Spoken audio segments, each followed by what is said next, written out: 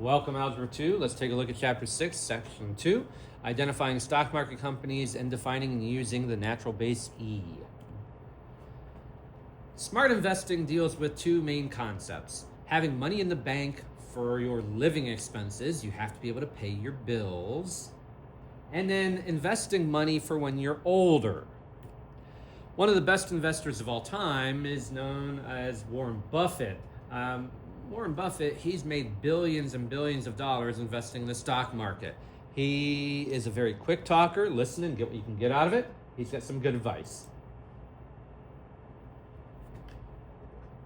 I know what markets are going to do over a long period of time. They're going to go up.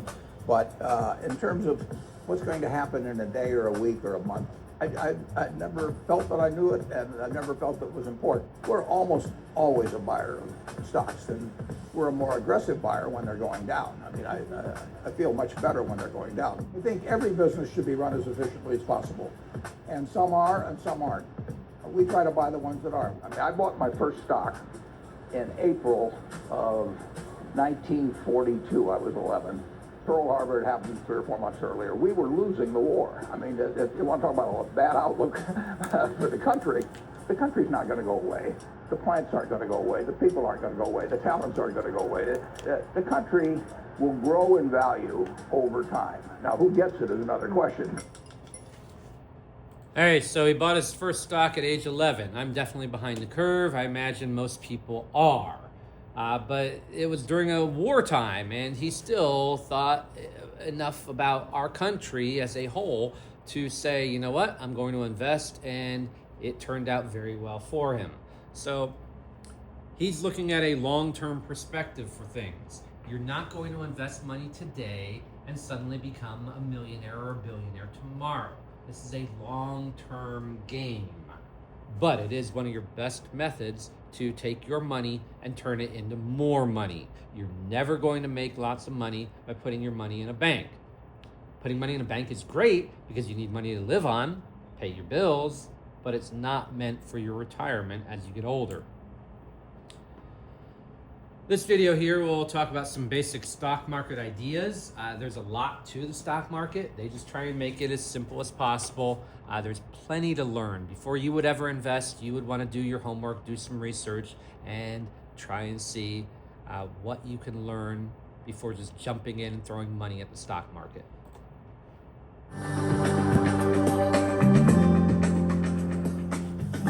Did you know that a share of Google, which sold for $506 in 2011, could have been bought in 2004 for about $100? Apple, selling at $336 mid-year in 2011, could have been bought for $3.02 in 1984. And what about Microsoft? Selling at $26 on June 30, 2011, Microsoft could have been bought, adjusted for stock splits, in 1986 for 8 cents. Make a few investments like these in your 401k and you could retire early. But don't give your notice quite yet. For every technology company that made it big, there are a dozen that failed. And the risks don't stay with just technology companies. How about Enron, one of the nation's largest energy companies, at one time? Its stock went from $90 in August 2000 to under $1 in 15 months. Ford Motor, its value has been cut in half over the last 10 years. How about Chrysler or AIG, Bear Stearns? The possibility of losing lots of money by investing in stocks is what we refer to as market risk. Investing in a stock can also involve another form of risk, company-specific risk. You may have thought correctly that it was time to invest in technology stocks, but you picked a company whose operations, or product, or business environment caused it to underperform other companies in the same industry. Its business failures and poor stock valuations had nothing to do with the overall economy. Foolishly, some people have invested a very large percentage of their portfolio in just 1 or 2 companies that failed spectacularly. Obviously, they never took to heart the general principle of never putting all of your eggs in one basket. Well-diversified stock portfolios avoid company-specific risk, and long-term, they can reward you for the market risk you take. Diversification means that you own a wide range of different types of stocks, easily categorized as companies here in the US or overseas. and by capitalization, meaning how big they are. Unless you have the expertise to undertake the research into individual stocks, we suggest you invest within a mutual fund. Mutual funds offer you the opportunity to diversify your portfolio and minimize company-specific risk. Keep in mind a few facts about investing in stocks. It should not be a surprise to you that the stock markets go down as well as up in value. The surprise is when stocks go down, and by how much. Don't panic when the market goes down. You make money in the stock market because of the risk, not despite the risk. Some stock investments will do better than others, but performance will often zig and zag. It's impossible to always know with certainty in advance which stocks will perform better than others. We think the secret to investment success does not require you to know in advance when the market goes up and down. Success comes from owning a well-diversified portfolio, one whose risk is right for you and your circumstances, and one that you can own long-term through the inevitable ups and downs of the financial markets. So the big takeaways there, you don't put all your money into one company because that company might do really well and you might make a lot of money, or it might go out of business and you lose all your money. You want to diversify and spread your money out. Different types of companies, different things that they make and sell. Don't buy 5 technology companies.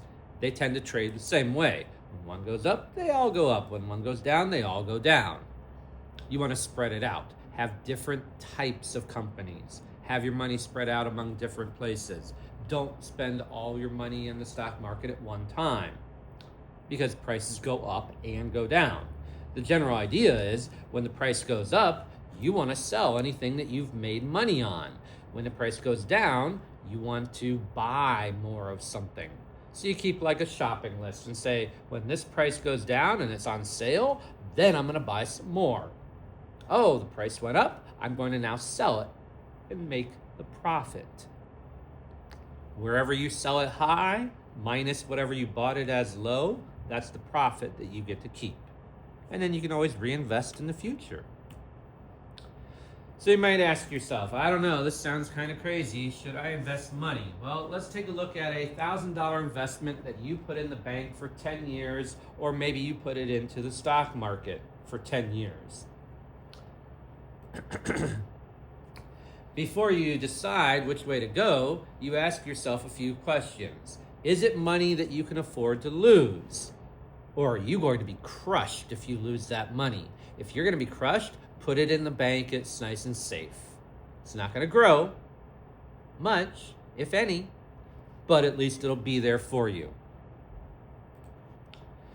Do you have money in a savings account for an emergency? When you get that flat tire, you got to be able to afford to get it fixed. Do you have a regular paycheck? If not, you should be banking your money instead of investing it. You don't ever invest your rent money. You bank it. Do you have any clue how the stock market works? If not, the stock market's not ready for you yet, or you're not ready for it. Learn, then invest. If you put your money in a bank account at 2% interest for 10 years, after 10 years, you have made a whole $16.79 in interest. You get back your $1,000 plus a whole $16 more. Wow, what are you going to do with it all? I know, after 10 years, you're barely keeping up. In fact, you're probably behind on inflation because now everything that used to cost this much now costs this much. So you've technically lost money, but you still need that money in the bank to live on and pay your bills. That's key. Instead, you took that $1,000 and you invested in Netflix. Well, Netflix had a really good time. Your $1,000 is now $52,000. You made 51 grand. Nice job. Key is you got to sell it high. You can't just hang on to it forever. Amazon, well, you're now up to $12,000 instead of $1,000. Apple, you turned into 6 grand. Hey, Starbucks, Nike, Alphabet, aka Google. They renamed themselves a few years back. Disney, McDonald's, you made money in all of them. Mylan, they're a manufacturer of medicines. Microsoft, Microsoft, FedEx, Walmart, you doubled your money almost. So you've made money in all of those. Wow, do you make money in every company? No, no. Some of them you make more, some of them you make less. Some of them you lose money. Oh, you bought General Electric. They make washers, dryers, stoves. Yeah, you lost half your money. You can make money, you can lose money. One of the things that you guys are going to look at is a stock chart. And I believe the last time I looked on your Chromebooks, Google Finance was blocked. Let's try Yahoo Finance instead. Yahoo Finance.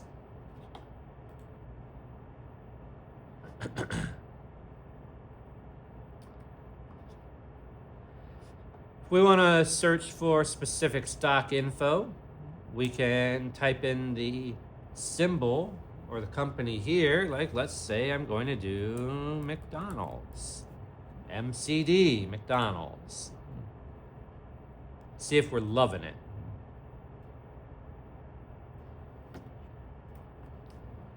Right now, if you were to buy one share of McDonald's stock, it's $295.09. The price goes up and it goes down continually when the stock market is open until it closes. And you can see how the price goes up and down throughout the course of time. So let's look at maybe a 1 month chart. Here's what it's done. It was here, it went down, it went up, went down, and you can see on the right hand side the price that it's doing. Maybe you look at a year. This would have been a great time to buy the stock. This would have been a great time to sell the stock. But like the video said, you never know when to buy and when to sell. You have to keep an eye on things. So you have to do your homework. You have to see, are there trends with the company? Are they doing really well right now? If so, their stock's probably going up. Are they hitting a bad spot because maybe the economy is slowing down? People aren't eating out as much. If so, then it goes down. And if you can time things, when things start to recover, the economy might have been down, people aren't eating out as much. Hey, they roll out some new promotions, people are starting to go more. You buy in here, you sell up here. You pocket the difference. Over 5 years, maybe you bought around here, price is up here, you make money when you sell. That's how that works. Some companies also pay you what's known as a dividend while you're waiting. That's interest. It's free money. You reinvest your stock dividends, then the next time you get a dividend, you get a little bit more, a little bit more, a little bit more. So if I'm looking at all the information down here, see if I can make it a little bit bigger for you.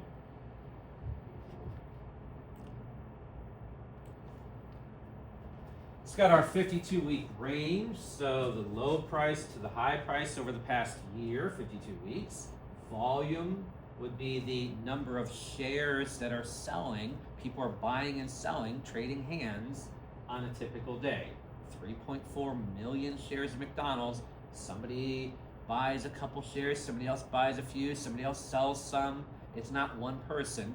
This is everybody investing in McDonald's on a typical day, buying and selling those shares of stock.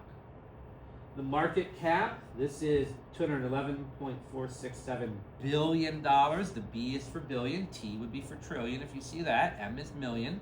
It tells you how much McDonald's is worth.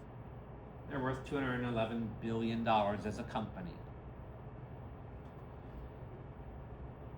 The dividend or yield says 2.4%. That means over the course of a year, you'd make 2.4% by just buying it, holding on to it, not doing anything. At the quarter, every 3 months, you get paid a little bit of money. That's kind of nice. It's better than what you make at a bank.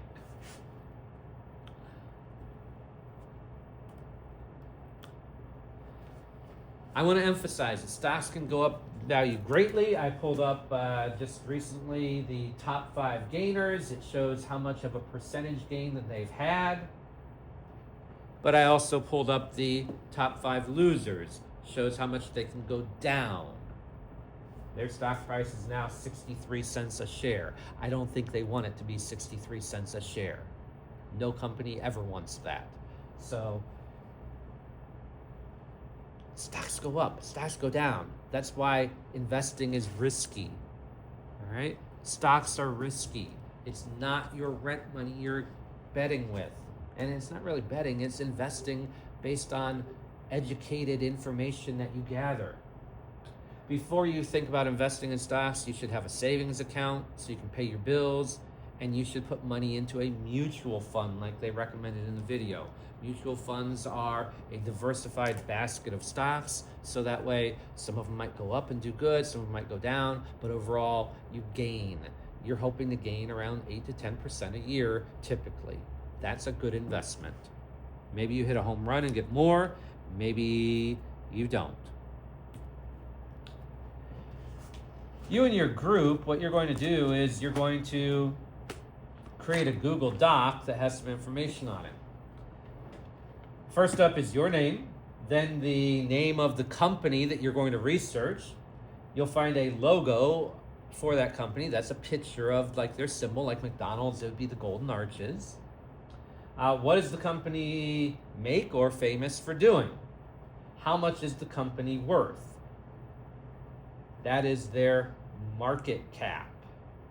What's their current stock price? That's that big number we saw for McDonald's, $2.59. What was their price 1 year ago? Click on where it says 1 year and go back to the left until you see the price for 1 year.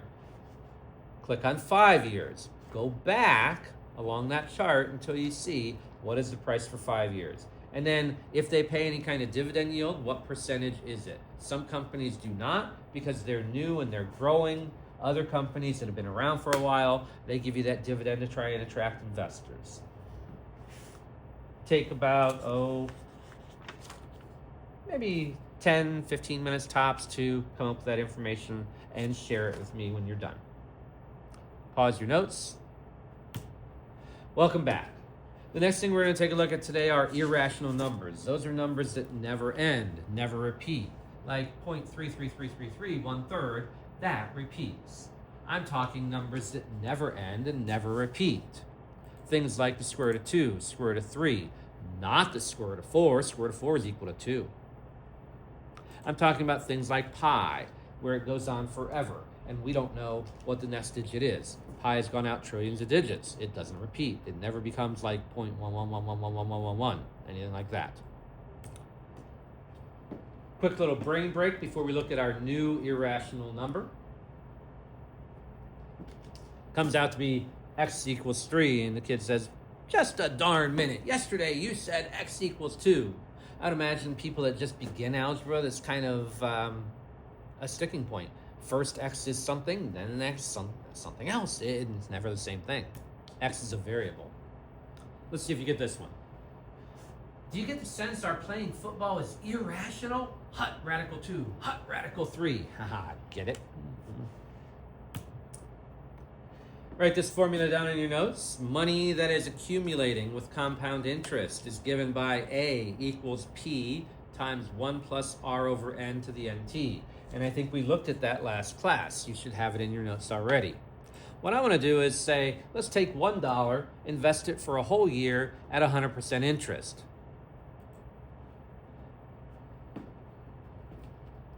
And what happens is, if N, the number of times that we're compounded, keeps growing and growing and growing, something special happens. So here's $1 invested at 100%. Well, 100% is equal to 1 over N to the N times 1 for 1 year. I can simplify this. 1 times anything is itself, so I don't need that 1 outside. N times 1 is N. So the formula I get is 1 plus 1 over N to the N power. And what we find is that as N grows, we're going to get a little bit more, a little bit more, a little bit more. So in my calculator, I'm going to look at N being 1. I'm going to put a 1 here in my calculator. 1 1 plus 1 over 1 to the 1. I find out that after a year, I have doubled my money. I now have $2. 100% interest would be fabulous. You'll never find it, but you could actually do better in the stock market. Never find it at a bank. Let's say we don't get paid once a year, we get paid 10 times a year. So now this is 10, this is 10. Do you get the same amount?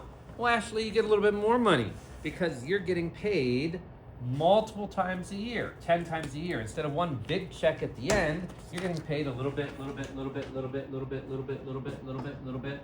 Your money turns into more money than you had before.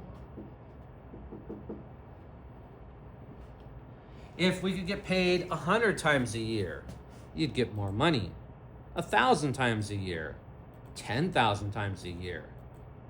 And as we get paid more often, it doesn't mean we're getting paid a lot each time. It means we're taking that interest and we're dividing it up into tiny, tiny, tiny little pieces that accumulate. And they grow on top of each other. Let's say that we got paid 1 billion times a year. Wow, that'd be pretty quick. Every little second you're getting paid, right? Do you notice how these numbers all start to turn out to be very similar? What happens is we reach a limit. If we were being paid an infinite number of times a year, tiny, tiny, tiny, tiny little bits, paid every single second of every single day, or even faster, our money just keeps rolling over, then we reach a limit. And that limit is called E. You have an E button on your calculator. E is over here, second ln. Second ln, it asks you for an exponent. You put a 1 in, e to the first power, or E, gives you this number. So that number down at the bottom is called E. What is E? E is our next irrational number. For the sake of brevity, meaning shortness, we'll always represent this number, 2.71828182845 by the letter E. This was created by Leonard Euler, not Euler, but Euler. It's an irrational number. We've calculated over 1 trillion digits, just like pi, and it doesn't repeat. E is used as our natural base in exponential functions. And you'll see it used in things like probability statistics, banking, aka money, and logarithms, which is where we're going to see it. So as we think of E, graphing E to the x, we'll think of it as about 2.71. I know it's 2.71828, yeah, right? But we'll just say 2.71. We'll stop it there, to the x power. Do you think it's going to be exponential growth or decay? If your base is bigger than 1, we have growth. If it's between 0 and 1, we have decay. So what do you think? E to the x, growth or decay? Because E is 2.71, and that's bigger than 1, you do indeed have exponential growth. You got your y-intercept at 0, 1, and then we go up, up, up, up, up, up, up. When x is 1, we get 2.71828, aka E. E squared, E cubed, and so forth. Keeps going. So how do we use this E? That's where continuously compounded interest comes into play. Continuously compounded interest means you are being paid every single second of every single day. And it requires a new formula. Our formula will be given by A equals P times E to the RT. P is our principal, so let's say we're investing $5,000 at 6% interest, compounded continuously That's important. That tells you it's E. It's not the formula from a couple days ago. And we're investing it for 10 years. How much money will you have? You might be wondering why there's a bottle of shampoo in the corner. Because it's a math teacher's favorite shampoo, PERT. P-E-R-T. PERT. And if you're wondering, yeah, this is a year's worth of shampoo for me. Our money we accumulate, A, will equal our principal, P, the money we invest, times E, not a decimal point, it's a times sign, exponent, RT. Well, that means our rate, 6%, remember percent P is above your parenthesis, times 10 for 10 years. Let's put that in our calculator, find out about how much money we have. Money is always rounded to 2 decimal places. You have dollars and you have cents. 5,000 times E, second ln, 6% times 10 for my exponent. My $5,000 turns into over $9,000. That's a good investment. Your money has to grow or you're losing money over time. Good luck. You and your group are working on Chapter 6, Section 2, using E. Have a great Viking day. Bye, guys.